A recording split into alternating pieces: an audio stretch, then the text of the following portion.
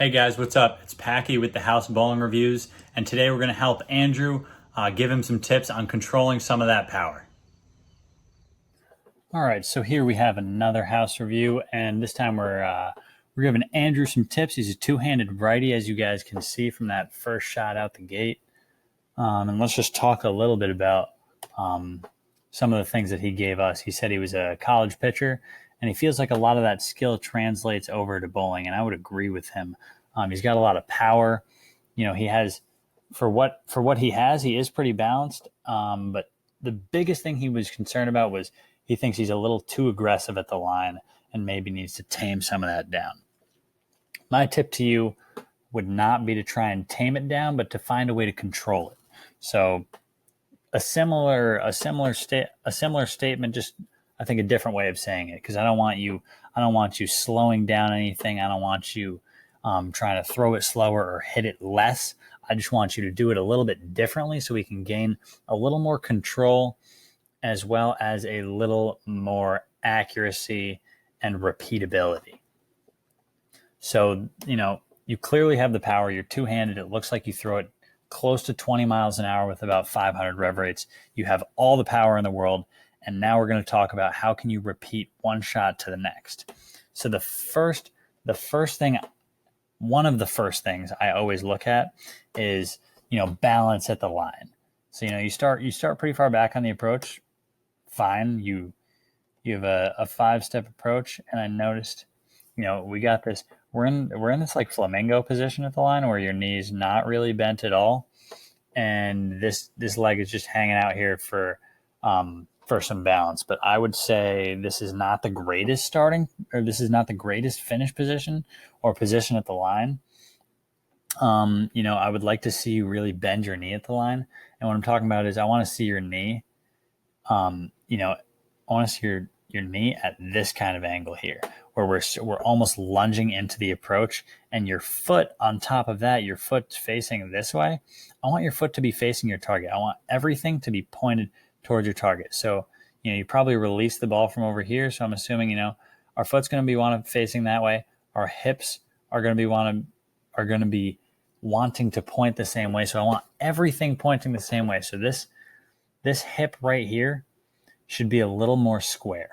We should be facing our target with, I want to see both of your hips. I don't want to see only your right hip and just your leg in that like stork position. I really want you to lunge into the line. And this could be due from a couple different factors. I see you come into the line super hard. And if you notice, your foot's actually pointing this direction. But as you get off balance, to save yourself from fouling, you just you float it that way to save yourself from fouling. So one thing I would say would be really try and keep, everything is facing the right direction here. Your hips are facing your target here. Your foot is facing your target. It's facing forward. That's great. And then as your swing comes down,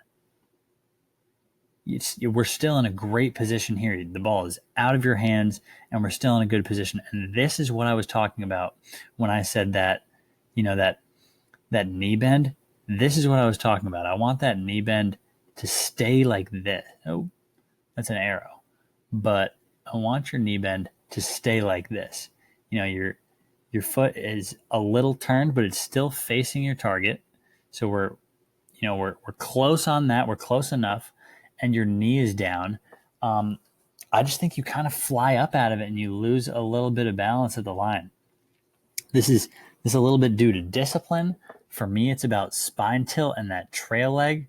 So if we could just stay a little further down, we can keep that knee bend where it's at because it's in a great spot. And then you just kind of lose it. You pop up out of it, and I don't know what to tell you besides, if my spine tilt is here, my spine tilt's here, I want to keep it here. I don't want it to end up where I'm standing up like this. I want to keep it a little further down. I want to lunge into that knee at the line instead of popping up into this stork position.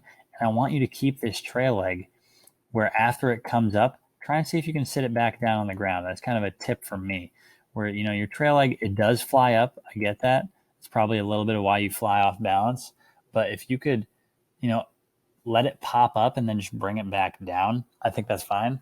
And it's all about maintaining that upper body and lunging into that last step. So if you could stay a little further down on that last step where we come here, and then instead of popping up, we maintain this spine tilt and we get this leg, maybe a little pop up is fine, but I want to see that knee stay at that knee bend or better. That's what I want to see. So I want you to send in another video a month from now and see this knee bend, but even better. So that's kind of the finish position we're talking about. Now, if we could just rotate a little bit to the spine tilt. So we talked about controlling that balance at the line, controlling that finish position. Now, if we're going to talk about spine tilt, I think yours is great. So a lot of people have over, where they bend over too far. But if we notice, I'll pause it at the deepest you get, which is right here at release, which is not, a lot of people dip past this 90-degree marker. They go a little below 90 or even at 90. And this is pretty much the lowest you get, which is perfect. Your chest is still facing your target. Your hand's in a strong position. Everything here is in a strong position. And it's basically the strongest position you're in the entire approach. So I love this. I think just kudos to you, a pat on the back. This is, your spine tilt. You never dip too far down. And I think a lot of that might have to do with a lot of your core strength that you have from pitching in college. And the last thing I want to talk about is possibly getting a new pair of shoes or if these are interchangeable soles, I think we could really utilize a stickier sole on this. And I know this is like right here, we could use a little tackier sole. And then also I did notice that, again, we're talking about control, and sometimes it's the little things that make the biggest difference. And if you check out, we did a video for another two-hander. His name's Jesse. Chris Vi talked about getting a tackier sole for his push-off. And if we notice, pitchers wear cleats. I'm trying to put this a little bit more in your language. Pitchers wear cleats. So this foot right here, if we watch it on your next step right here, it slips. So you go to push off and you go to really dive into this last shot. And, I talked about getting into that balance and diving into that last step and that lunge, and you kind of pop up out of it. And I think a little bit of it has to do right here. If we watch this foot, you try and get a little, you're trying to push off of it, but if we notice, it'll actually slip. So I wish I could go in like super slow-mo, but watch it. You try and push off, and instead of pushing off, it just like slips this way. And we'll notice it right. You try and push off, and instead of going forward, it just slides out. And I think this is also a big reason in why your hips kind of open up too far, because instead of you being able to push everything this way up the lane towards your target, your foot slides way out this way, and everything, because of that, your body just turns towards the right. So I would look into maybe getting a pair of SST6s or a pair of SST8s or anything where you're maybe even, if you don't want to get a new pair of bowling shoes and you're trying to save a little money, I would say just wear a sneaker on your right foot. Try that out for a practice session. Make sure it's clean. Make sure it's not going to mark up the approaches. Get the okay from your bowling center. Try and wear a sneaker on your right foot just to see if you can gain a little more grip and see how that really affects you while you're trying to get a little more balance at the line and stay a little more down at the line. But I think you got a great game. As I said earlier, you have all the power in the world, and there's a bunch of things we can talk about here, but I think those are the main things. Just trying to control and not tame down anything, just trying to control and gain a little more accuracy added to your game here. But thanks for sending one in. I would love for you to send in another one because I think you have a really good game. You don't need to add any power. We're just looking to find a way to make you a little more accurate and a little more consistent. We're not looking to tame you down or control it, just adding accuracy and consistency to your game. So thanks for sending one in. Try out that shoe. see how it works with that knee bend at the line, and see if you can keep your hips closed and everything pointing towards your target.